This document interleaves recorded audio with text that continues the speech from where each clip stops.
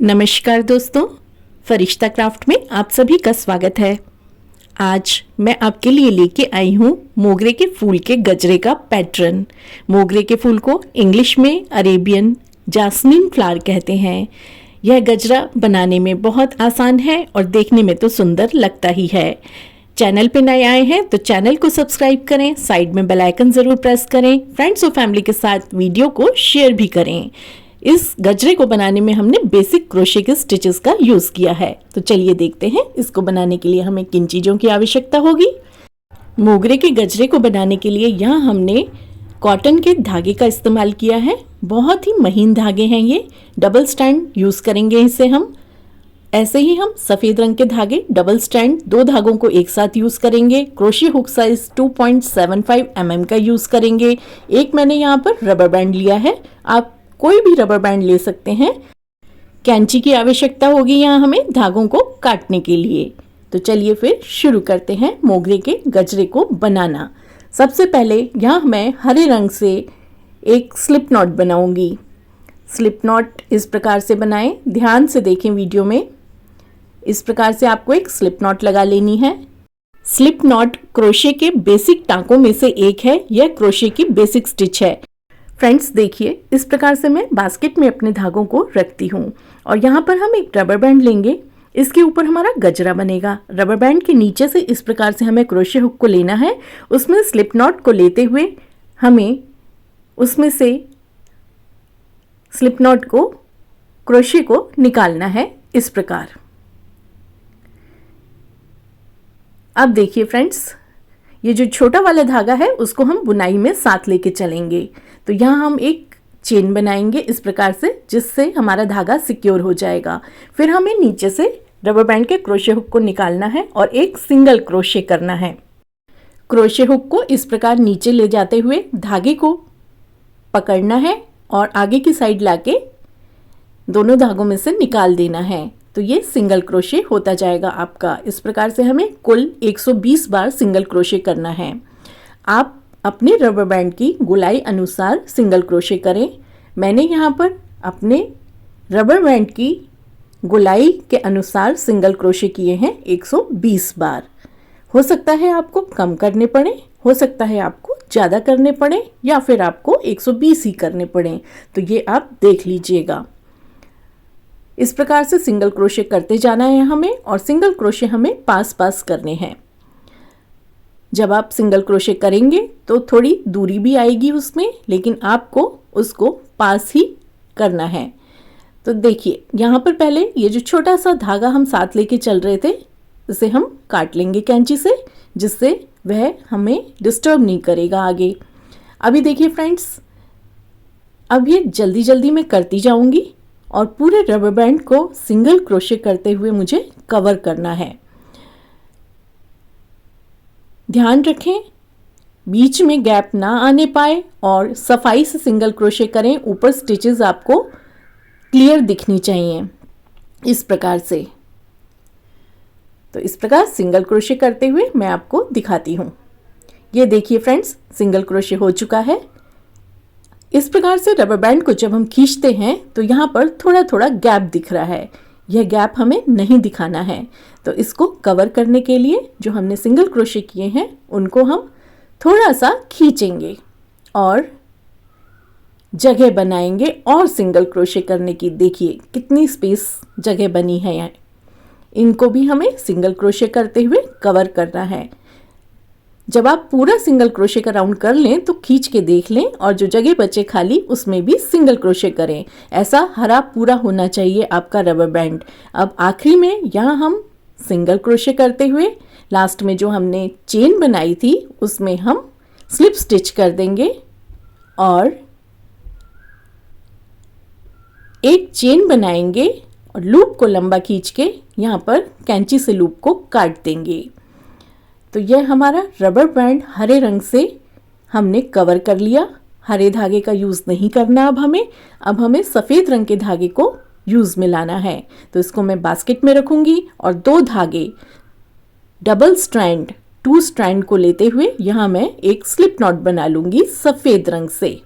इस प्रकार से स्लिप नॉट बनानी है। स्लिप नॉट, चेन, यह सब क्रोशे की बेसिक स्टिचेस में से एक हैं। फ्रेंड्स ये देखिए, अब हम रबर बैंड को लेंगे जो हमने हरे रंग से सिंगल क्रोशे किए हैं। किसी भी एक सिंगल क्रोशे में हम क्रोशे हुक को लेंगे इस प्रकार से, और जो हमने स्लिप नॉट बना के रखी है अब हम उसे क्रोशे हुक में लेंगे। दोनों धागे स्लिप नॉट के हमें क्रोशे हुक में लेने हैं ध्यान से। इस प्रकार से हमें निकाल लेना है क्रोशे हुक में से सफ़ेद धागे को। और अब हम यहाँ पर चेन बनाएंगे तीन चेन बनाने के बाद सेम स्टिच नीचे वाली स्टिच में हमें डबल क्रोशे करना है। यार्न ओवर करके क्रोशे हुक में धागा लेना है, फिर धागे का बल देते हुए 3 का 2, 2 का 1 करना है, जिसे डबल क्रोशे कहते हैं। इस प्रकार से हमें सेम स्टिच में 4 बार डबल क्रोशे करने हैं। जो हमने 3 की चेन बनाई थी वे 1 डबल क्रोशे गिना जाएगा। तो इस प्रकार से 4 डबल क्रोशे करने के बाद हुक को सबसे पहले वाली चेन में लेंगे और इस प्रकार से निकाल के एक पॉपकॉर्न बना लेंगे। फिर हम 2 चेन बनाएंगे और सेम स्टिच में हम इस प्रकार से लेते हुए स्लिप स्टिच कर देंगे। तो ये आपका एक पॉपकॉर्न, एक कली बनके मोगरे की तैयार हो गई। अभी देखिए फ्रेंड्स, दूसरी स्टिच में जाना है हमें। नीचे वाली जो हमने सिंगल क्रोशे की स्टिच बनाई है हरे रंग से, उसकी दूसरी स्टिच में हम क्रोशे हुक को लेंगे और इस प्रकार से सफ़ेद रंग के धागे को खींचेंगे और एक स्लिप स्टिच कर लेंगे। यहाँ पर हम 3 चेन बनाएंगे। 3 चेन बनाने के बाद सेम स्टिच में हम 4 बार डबल क्रोशे करेंगे। पहला डबल क्रोशे, दूसरा डबल क्रोशे, तीसरा डबल क्रोशे और ये चौथा डबल क्रोशे। जो आपने 3 की चेन बनाई है वह 1 डबल क्रोशे गिना जाएगा। अब इस प्रकार से हमें लूप को लंबा करना है और सबसे पहले जो हमने चेन बनाई थी उसकी तीसरी वाली चेन में क्रोशे हुक को लेना है और लूप को इस प्रकार से क्रोशे हुक में लेते हुए खींच लेना है स्लिप स्टिच करते हुए। फिर यहाँ हम 2 चेन बनाएंगे, 1 2 चेन बनाने के बाद सेम स्टिच में हमें स्लिप स्टिच करनी है इस प्रकार से। तो ये हमारी मोगरे की दूसरी कली बनके तैयार हो गई। फिर से हम अगली स्टिच में एक स्लिप स्टिच करेंगे और 3 चेन बनाएंगे। 3 चेन आपका 1 डबल क्रोशे गिना जाएगा। सेम स्टिच में 4 डबल क्रोशे करेंगे। पहला डबल क्रोशे, दूसरा डबल क्रोशे, तीसरा डबल क्रोशे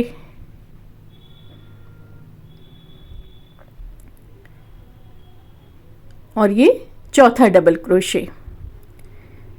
लूप को लंबा खींचेंगे। तीसरी वाली चेन जो हमने बनाई थी सबसे पहले, उसमें क्रोशे हुक को इस प्रकार से लेके लूप को उसमें से लेके स्लिप स्टिच करके 2 चेन बनाएंगे और सेम स्टिच में फिर स्लिप स्टिच कर देंगे। तो ये तीसरी कली बनके आपकी तैयार हो गई। नेक्स्ट स्टिच में स्लिप स्टिच करेंगे, 3 चेन बनाएंगे। 3 चेन 1 डबल क्रोशे गिना जाएगा आपका और सेम उसी स्टिच में हमें 4 बार डबल क्रोशे और करने हैं। फ्रेंड्स, क्या आपको पता है डबल क्रोशे को डीसी भी बोलते हैं।